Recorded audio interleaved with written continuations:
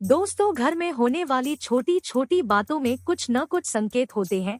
यदि उन्हें समझ लिया जाए तो हम यह जान सकते हैं कि भविष्य में आने वाला समय कैसा होगा, जिसके द्वारा हम परेशानियों से भी बच सकते हैं। ज्योतिषियों के अनुसार जब घर में दरिद्रता बढ़ने की संभावना होती है तो हमें छोटी छोटी चीजों से उसका संकेत मिल जाता है।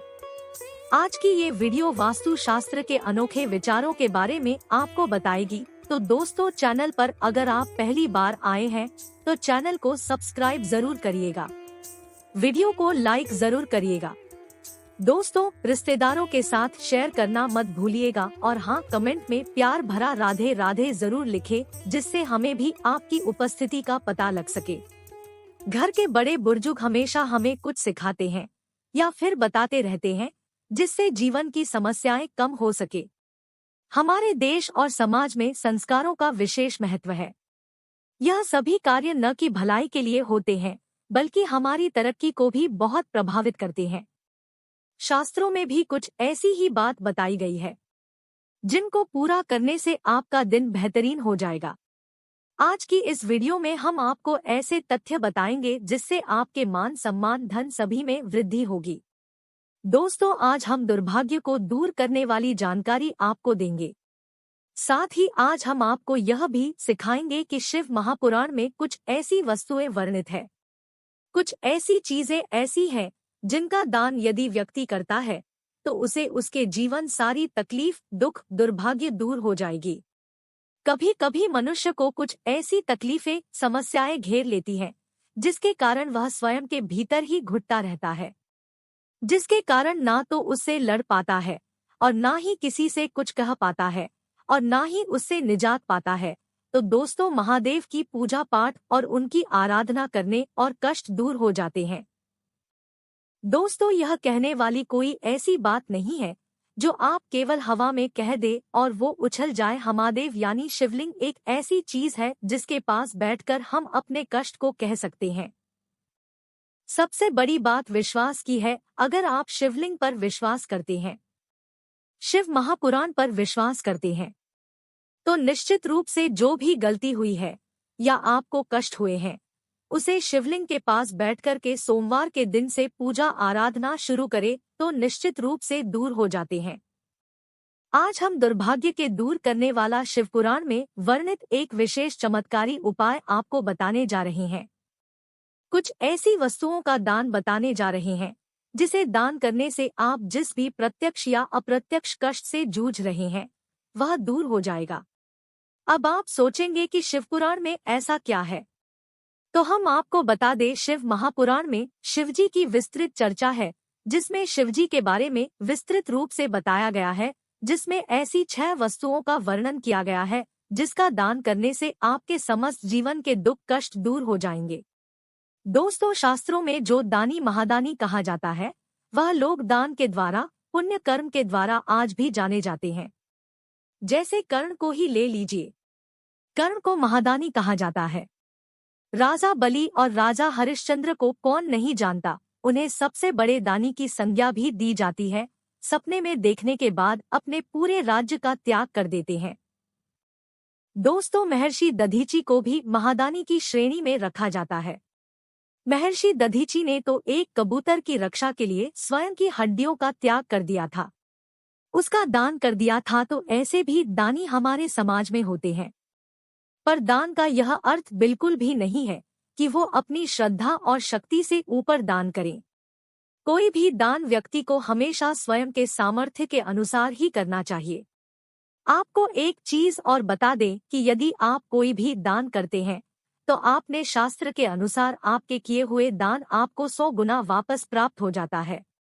इसलिए कभी यह नहीं सोचना चाहिए कि दान करने से आपका भंडार कोष खत्म हो जाएगा। नहीं, शिवपुराण में तो यह भी कहा गया है कि यदि आप शिवजी पर कोई भी वस्तु अर्पित करते हैं या उनकी नियमित कोई भी चीज का दान करते हैं तो निश्चित रूप से वह 100 गुना आपको वापस मिल जाता है। तो जब शास्त्र में लिखा है कि वह आपको वापस मिल जाएगा तो फिर आपको अवश्य दान करना चाहिए। तो अब आगे आपको हम यह बताते हैं कि क्या चीज हमें दान करनी चाहिए और उससे क्या क्या परेशानी दूर होती है और कैसे हमारा दुर्भाग्य ठीक होता है। पहला है नमक। नमक का दान करने से यदि व्यक्ति प्रत्यक्ष या अप्रत्यक्ष कष्ट से जूझ रहा हो तो वो दूर हो जाता है। अप्रत्यक्ष का अर्थ है कोई ऐसी तकलीफ जिससे हम अकेले जूझते हैं, स्वयं उसमें घुटते रहते हैं, किसी को बता नहीं पाते, तो ऐसी समस्या में हमें सोमवार के दिन नमक का दान करना चाहिए। इससे आपकी परेशानी, दुख, गरीबी दूर हो जाती है। नमक का दान आपके समस्त दुर्भाग्य को दूर करने में सहायक होता है। लेकिन नमक का दान करते समय आपको एक बात का ध्यान रखना चाहिए कि नमक का दान करते समय कभी भी अपने हाथों से नमक का दान दूसरे के हाथों में नहीं करना चाहिए। नमक का पैकेट आप नीचे रखें। एक प्रकार का नमक होता है जो गोल गोल होता है, जिसे साबुत नमक कहते हैं। यदि उसका दान किया जाए तो वह सर्वश्रेष्ठ माना जाता है। और पैकेट में जो नमक मिलता है, जिसका आप भोजन बनाने में इस्तेमाल करते हैं, उसका भी आप दान कर सकते हैं। उससे भी आपको दुर्भाग्य दूर होता है।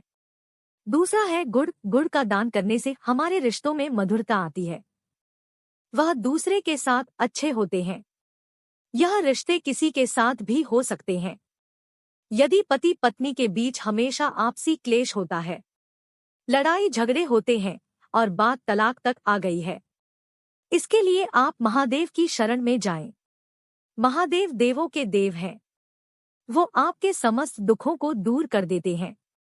उदाहरण के लिए, यदि कोई व्यक्ति लंबे समय से बीमार है और वह किसी ज्योतिषी के पास भी जाते हैं और अन्य जगह भी जाएंगे, वो भी यही कहेंगे कि महादेव की शरण में जाओ, महामृत्युंजय का जाप व अनुष्ठान कराओ, रुद्राभिषेक कराओ।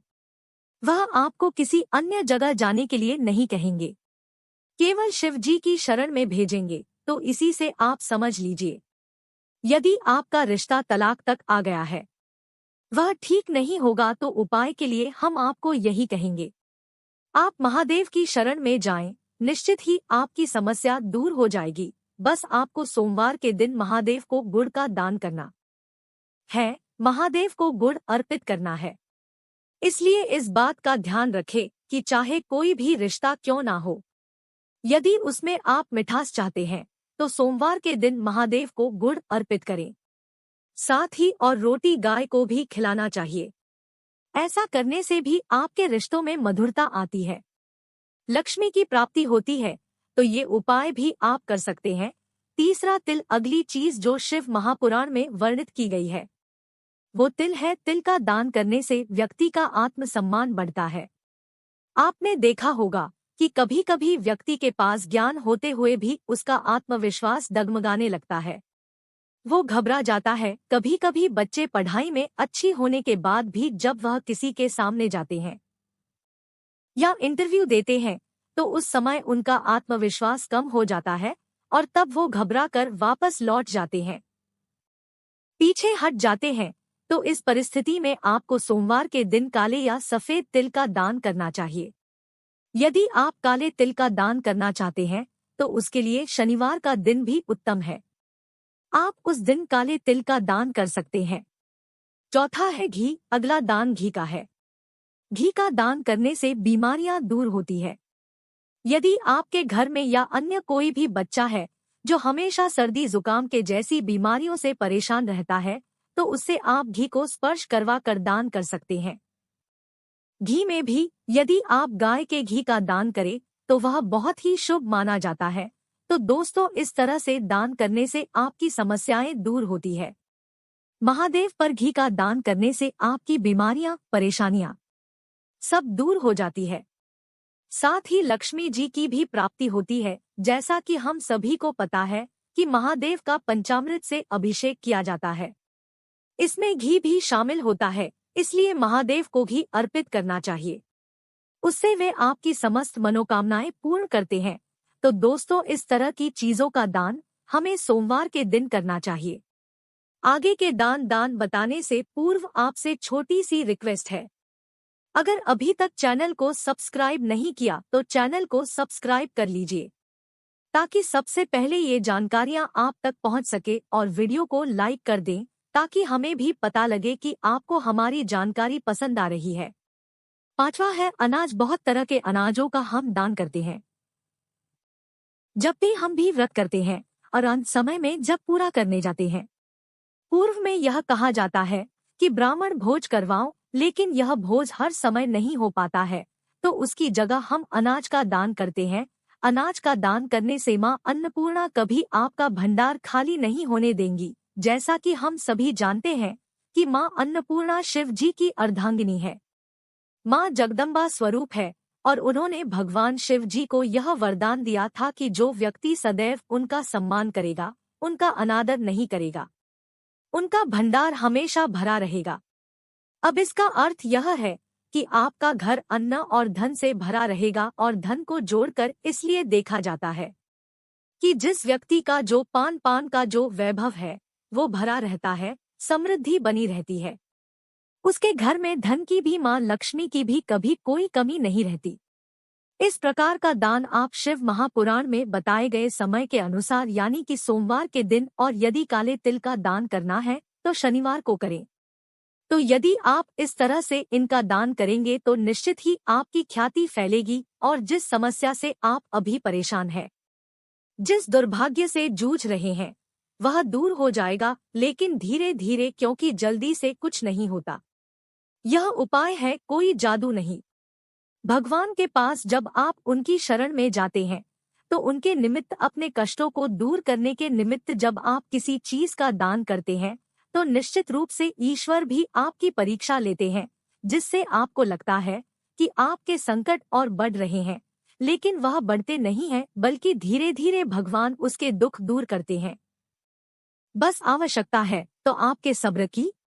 जब भी आप ऐसी परिस्थिति में हो तो बस सब्र करें। ईश्वर की कृपा से सब ठीक हो जाएगा और आपका जीवन खुशियों से भर जाएगा। छठवां और आखिर सबसे जरूरी, कपड़ा वस्त्र दान करना भी बहुत ही उत्तम माना जाता है। जैसे सर्दियों के समय किसी को कंबल दान करना बहुत ही उत्तम माना जाता है।